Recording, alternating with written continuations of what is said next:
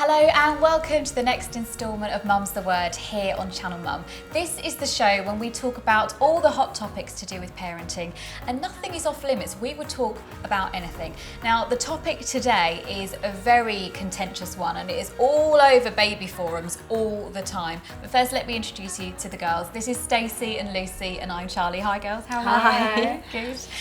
The topic today is controlled crying. But before we talk about our views on the subject, let's go to you on the streets and find out what you think. I did controlled crying with my children when they were little. Reason being was because I didn't want them to feel that every time they made a murmur, somebody was going to go and pick them up, especially at bedtime, because bedtime is bedtime and it's adult time. Some people think it's cruel, some people like it. It worked for us all 3 times. The mother couldn't handle it, so she left the house while we were doing controlled crying. I think it's good. We had a talk about controlled crying and I was asking, isn't it all right to just let her cry it out? And I've been told that it can be very harmful for the baby, actually. I have 4 children and 4 grandchildren, and I would never let them cry. I believe in the Italian way, indulgence, not spoiling, indulgence. It probably can come back to the same security thing again, because if you don't feel that support when being so small, you feel left all by yourself, all alone, then how can it prepare you for your life? You always will feel somewhere insecure. I think it sounds just like a really mean thing to do. It sounds like it's one of those things that, again, needs to be taken in the circumstance. I think if your child is prone to crying a lot, maybe some form of tough love is a good thing. Equally, again, children need nurturing for different reasons, and I guess it probably also depends on why the child's crying in the first place. Okay, so that was quite a mixed bag, wasn't it, of reaction to do with controlled crying. I think something we need to say before we actually talk about this is there is actually 2 different distinctions. There's crying it out, which is leaving a baby just to cry, shutting the door until they fall asleep. And controlled crying is quite different. It is, well, the clue's in the name. You go back and forth after different periods of time. That's right, isn't it? Let them cry, let them cry for a little bit. Yeah. So, and I think perhaps some of those people have maybe got the 2 confused. Yeah, I agree. Yeah. So, Stacey, let's start with you. What do you think of controlled crying? Let's go with that. Me personally, I don't do it.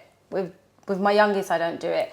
I did do it with my oldest, and I felt like I was kind of pressured into doing that more so. But like you said, it was called controlled crying, but it wasn't actually. It was literally just leaving her in her cot to scream until she got tired and fell asleep.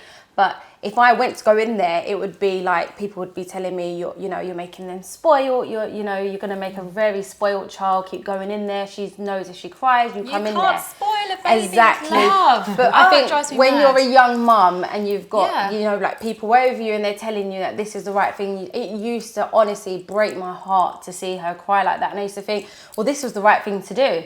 And that was the thing to do in our family. So I just think it was so wrong and it used to break my heart. I don't think it's just your family where the pressure comes from. I think it's from our society. Yeah. And, if you look at other cultures in the world, they would never leave a baby to cry. But for some reason, we have this thing here that we have to teach babies to be independent from 2 weeks old. Yeah.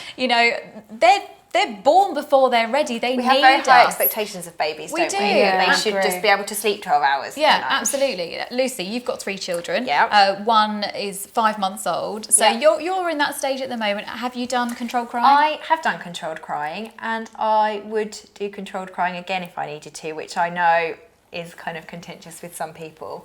I just feel like sleep is really important. It's important for parents and it's important for children. It's important for their brain development that they get enough sleep. It's important for their learning. It's important that, you can be the best parent you can be if you've had plenty of sleep. And I think sometimes we have to teach children how to do it. With my middle child, she's now 3, but she didn't really sleep very well. And she didn't really want anything. She didn't need anything. She was tired. You could tell she was shattered. She just needed to go to sleep and she didn't know how, and she'd got heavily reliant on us being very involved in getting her to sleep.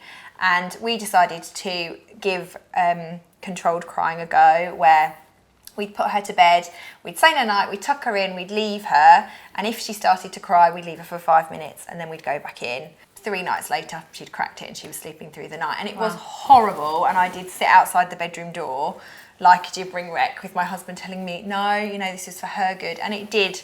It was the making of her, because she was so much happier during the day because she was then getting enough sleep at night. Okay. So personally, I'm actually very anti all forms of sleep training. I'm a bit of a hippie. I kind of go down the gentle parenting route with my son. And actually, I was doing some research for this show, and controlled crying and the whole concept of sleep training was actually it was a scientist in 1928 who came up with this, and it was in a time when they believed that mothers shouldn't hold their babies a lot because they would pass germs. So this scientist, one man by himself, came up with the concept of controlled crying. He later on backtracked on it and said, oh, actually, maybe it was a load of old rubbish. So for me, it was one man who came up with this idea, and then we've all kind of just followed along. And I think perhaps it shows like Super Nanny and things have shown us that we need to do like hardline parenting and don't take any crap from the kids and don't let them rule us.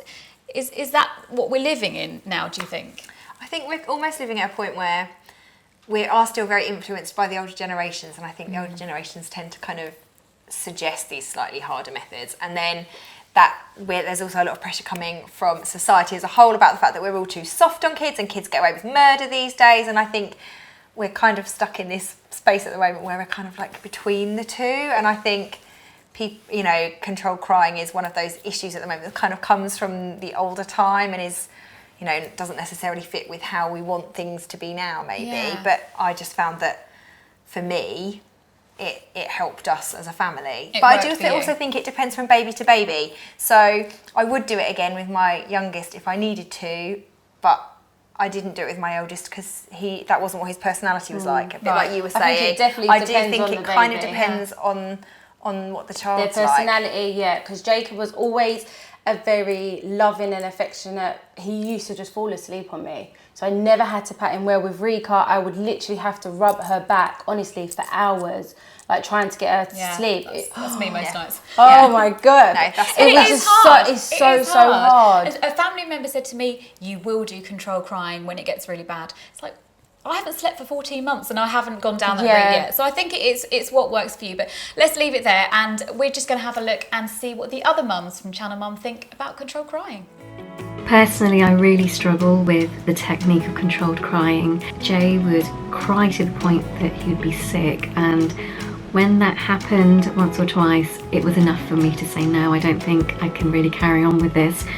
It just didn't seem fair to him. Both of the girls I did controlled crying with for about 5 days, 6 days, and they both sleep brilliantly in their own beds and have done since I did that. I certainly haven't found that mine have like recoiled from me and are showing signs of being neglected. They are very much loved, and for 5 painful nights of controlled crying, it was definitely worth it to have 2 really good sleepers that sleep in their own beds. Following the advice of lots of my friends who have tried controlled crying and has worked for them and their children, I decided to give it a try, and oh my God, do I regret it. For us, it only made my son more upset and us upset, and it didn't do any good to any of us really, and it didn't help him sleep through the night. So I did try it. I think for a couple of days I gave it a chance because they said obviously it's not going to work straight away. So over time I put her in the cot. She would howl the house down to the point where she was even sick a few times. She was red and blotchy, and I just felt like awful. My mummy heart was broken. From that point I just stopped. I stopped any controlled crying. I went into my baby when she was crying and I gave her a hug and I rocked her to sleep because that's what worked. So from watching our Channel Mum mums, many of them tried it but sort of felt too uncomfortable to carry on with it. Now this is where I struggle, and something I read has always stuck with me. If something doesn't feel right as a mum, it probably isn't. So why are we making ourselves do these things that potentially are going against the biological norm, going against the needs and wants of our babies? You mentioned about sort of teaching the child to be independent. Should a baby be independent? I personally don't think they should. So, if all these mums are sort of doing this and standing outside the door and crying their eyes out and breaking their hearts, surely it's not right. I think for me it was about the end game, and I feel like sleep is really important. I feel like children don't learn unless they've had enough sleep. Children you know, that whole thing about sleep begets sleep. So they have to learn how to sleep to be able to sleep properly, if that makes sense. They need to be able to settle themselves for a nap to be able to sleep at night. They need to be able to sleep at night to be able to be healthy and happy. You know, as grown-ups, how do we feel when we haven't had enough sleep? If we've had a really, really late night, we feel rubbish. And that's even worse for children who need a lot more sleep in the first place. So I just felt like, for me, I needed to give my daughter a way to facilitate her being able to get enough sleep. Can I raise another point though, that babies are actually supposed to wake regularly throughout the night, especially when they're very young. It's an inbuilt nature's way of preventing them from dying, essentially. You know, they should be easily roused. I've found this piece of research here that actually has made me really angry. It was from 2013. Basically, some expert, I'm not going to even bother naming them, says that babies need to learn to sleep by themselves. Mothers shouldn't go to their side. Just leave them. That's the only way. The majority of babies who woke in the night were boys. I have a boy. And the majority were breastfed.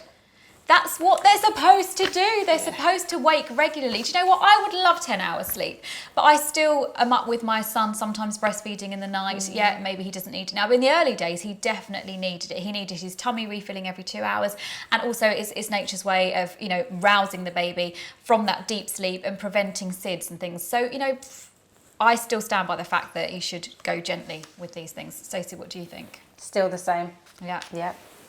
Yeah, I mean, for me, obviously I did do it with my daughter. My daughter was also breastfed. So with her, it was a whole picture, a whole load of factors. So I knew that when she was waking up in the night and I was feeding her, she was basically taking 2 sucks and falling asleep again. It wasn't about nutrition. She just didn't know how to get herself back to sleep. But that's what mummies are for. Yeah, they need mummies for comfort. But then she was so grumpy and she was not getting enough sleep and she was getting more and more tired. And the difference between her before we sleep trained her and after we sleep trained her was massive, because she was getting enough sleep. And she was so much happier when she was getting enough sleep. And we were obviously happier because we weren't having so much disturbed sleep, and it was just better for us as a family all round. So it worked for you as a family? Yeah, I do think it depends from child to child. I don't think some children are responsive to it. Perhaps if I do have baby number 2, I'll come to you for some advice. Thank you so much, guys. So that was our take on controlled crying. We hope you've enjoyed today's episode. Do give us a like if so. Don't forget as well to subscribe to Channel Mum so you don't miss a thing, and you can watch the next episode as well. Also, we'd love to hear your views on controlled crying. Let us know in the comments section below. Let us know your thoughts. Are you for? Are you against? Perhaps even make a video. We would love to have your thoughts on controlled crying. You can leave a link to the video in the comments below and tag us in at Channel Mum. Thanks for watching.